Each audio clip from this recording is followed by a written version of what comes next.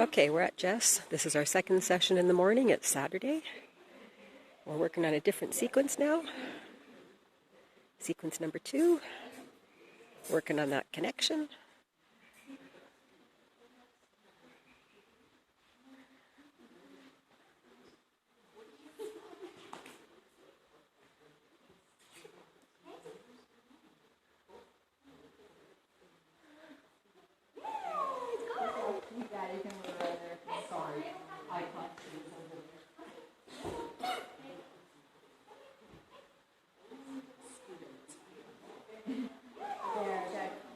And you can use that as a bit of a lure just to keep her with you. There you go. And again, we're going to pick our battles a little bit. So I definitely know it's an issue, but this is not the best environment to work on it. Good girl. There you go. So keep that little bit of a lure with her. Yeah. Good. That's better. But we know to solve her issues that she's been having, that's what we have to work on, is that the reward is highly necessary for attention. Nice. Good. Super good. Good. Yeah, so there, just get some behaviors as you're walking. Because again, you want to go right from one lure to the next. Okay. Yeah, good. There you go.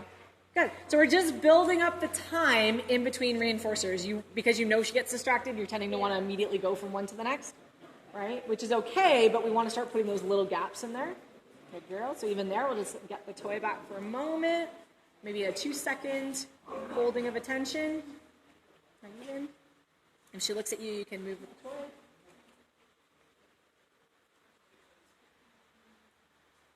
Yes. There you go. Yes, that's it. Okay, so we're going to do about like there and like immediately. So I was going to say we're going to go down to like a quarter of a second because that's all she can handle right now. And that's okay. And a lot of that has to do with environmental distraction. So when I'm training the space in between, I don't tend to train it in this environment, right? I'm training it where I have control over the distractions. So in a room in my house with no people and no dogs in it. So I am automatically the most important thing in the room because I'm the only thing in the room. Good way to up your odds. Just so that if it takes them more time to reconnect, I'm not fighting the environment. There you go. Okay, so let's try it again. So we'll keep her engaged from there. Again, there's no problem with luring when we're working on handling stuff. Yeah, there we go. So we're going to use that energy and just go. And go. Yeah. Good girl. Yeah, so there's that super fast, connected, but she's connected to the toy, not the handler. Woo! That's all right. Reward anyways. So you just need to support that line a little bit you're appealing over. So let's try it one more time. So I like the energy there. That's the super fast version of her, right? But she's connected to the toy, not necessarily you. And again, we're going to work that separately. So for right now, that's fine. So we're going to try it again. So when I'm doing handling, I don't want to add too much complexity all at once. So if I'm focusing on handling, lure all you want to keep the dog's focus. But we know that won't, under environmental pressure, that won't hold up. Because you won't necessarily have it. Oh, right. Okay. So push forward. Yes, there you go. Good. Okay, so now stay down there a little bit. Good. And then you're just going to half a second, not tug, and then start tugging again. Yeah, there you go. Good. Yes, that's it. Perfect. Good. And now a couple seconds of not tugging. And even if she's still engaged in the toy, that's fine in the beginning because it's not active. And then we want to get to the point where they actually let go of the toy and try to get the toy to engage again. Then we just put longer pauses in between until the dog can focus for 30 seconds to a minute without actually getting reinforced. Right? Okay. With no motion from the handler, because the motion of the handler is also a bit of a lure. So I want to say, if I was doing nothing, could you focus on me? Yes, that's it. Perfect. Awesome. Okay, we'll leave her on that because that was amazing. So right there, she actually gave you, that's what we're looking for.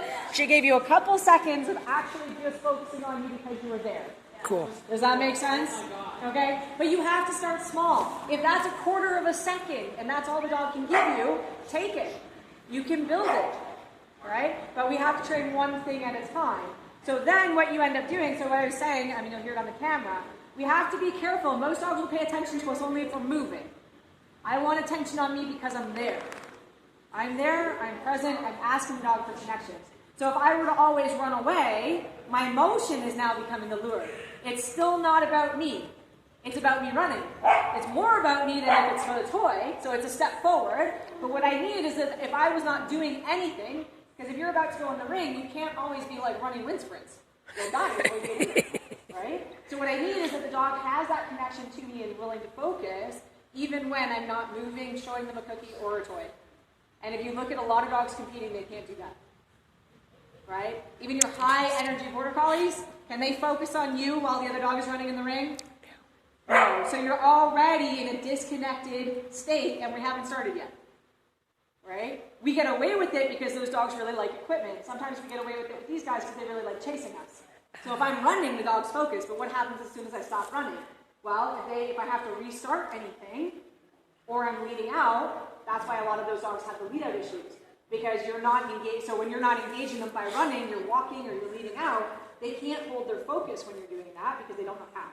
So we're teaching them very slowly how to build that up. So whether I'm standing still, whether I'm walking out, whether I'm running, the dog is connected to me, right? And it's a process, like little layers. Cool. I'm okay with the lure, so if she's focused on you with the toy and the food, to practice handling in this environment, because you're fighting with the environment a little bit here, you have to compete with that. Then up that to, we know that she's working for the food or toys, and that's okay. We're going to give her the paycheck for that as a bit of an incentive. The goal is to fade that out gradually over time, right? But that's a reason why if we're competing, depending on the environmental stressor, if I'm not as much of a value as the food or the toys, right, and the dog hasn't built that connection, then we're kind of at the mercy of the environment because we can't really compete with that. So if the environment gets stressful, she's going to have trouble being focused. So that's kind of the eventual goal, is that you're using food and toys as a bonus for her, but she's running because she's connected to you. Okay? Cool. Good.